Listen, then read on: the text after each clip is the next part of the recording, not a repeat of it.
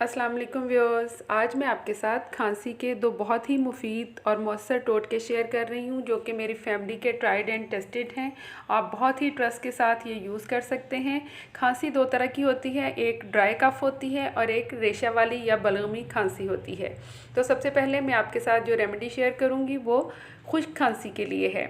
यहाँ पे मैंने एक छोटा सा बोल लिया है और उसके अंदर मैं 2 टेबलस्पून हनी डाल रही हूँ। ये खालिस छोटी मक्खी का शहद है। 2 टेबलस्पून आपने लेना है। और यहाँ मैंने एक साथ ही काली मिर्च ली है, ये 1/4 टीस्पून है, यानी 1 चम्मच का चौथाई हिस्सा। इसको इसमें अच्छी तरह से मिक्स कर लेना है। अब जिसको भी ये ड्राई कफ हो उसके लिए ये, अगर तो अडल्ट है, बड़ा है, तो उसको ये 2 दफ़ा यूज़ कराना है, सोने से पहले और सुबह उठ के दोबारा से, यानी दिन में 2 दफ़ा सुबह और शाम ये शहद यूज़ करना है। इतनी डोज़, ये 1 डोज़ है। और बच्चों के लिए इस डोज़ को दिन में 3 दफ़ा यूज़ करवाना है, सुबह, दोपहर, शाम। इवन कि आप अपने इन्फेंट बेबी को भी ये दे सकते हैं। और अब हम रेशा वाली खांसी के लिए एक रेमेडी तैयार करते हैं। यहाँ एक सॉस पैन लिया है, उसे चूल्हे पे रखा है मैंने, और उसमें मैंने 1 ग्लास दूध डाल दिया है। साथ ही 1 इलायची के बीज इसमें ऐड किए हैं मैंने।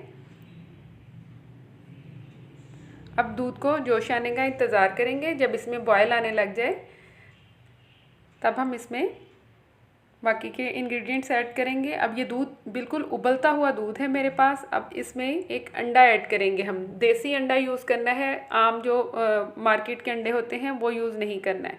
इस चीज़ को आपने कंफर्म करना है कि अंडा देसी हो। साथ ही मैंने बीटर लिया है, इधर से मैं इसमें अंडा ऐड करूँगी और साथ ही मैं इसमें बीटर चला दूँगी। ये पकता हुआ उबलता हुआ दूध था और इसमें हम अंडे को फेंट रहे हैं। अगर आप बीटर ना भी यूज़ करना चाहें तो आप डोंगे के साथ भी इसको अच्छी तरह से फेंट सकते हैं। बीटर के साथ आपने 1 मिनट तक इसको अच्छी तरह से बीट करना है ताकि इसके अंडे के लम्प्स ना बने और ये अच्छी तरह इसमें मिक्स हो जाए। अब इसमें मैंने 1 टेबलस्पून शुगर ऐड कर दी है। शुगर ऐड करने के बाद आपने दोबारा से इसको 1 मिनट बीट करना है।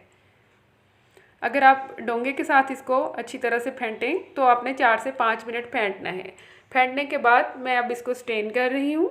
इसमें कुछ लम्स बन जाते हैं अंडे के, तो वो इस तरह से स्टेनर से निकल जाएंगे और जो इलायची के बीज थे वो भी निकल जाएंगे। अब ये रेमेडी तैयार है। सोने से पहले इसको यूज़ करना है। सिर्फ 2 दफ़ा यूज़ करने के बाद आपकी जितनी भी पुरानी रेशा वाली खांसी होगी वो बिल्कुल ख़त्म हो जाएगी। आप ट्रस्ट करके इसको यूज़ कर सकते हैं। वीडियो अच्छी लगे तो इसको लाइक एंड शेयर कर दें और चैनल को सब्सक्राइब करें। दुआ में याद रखिएगा। अल्लाह हाफ़िज़।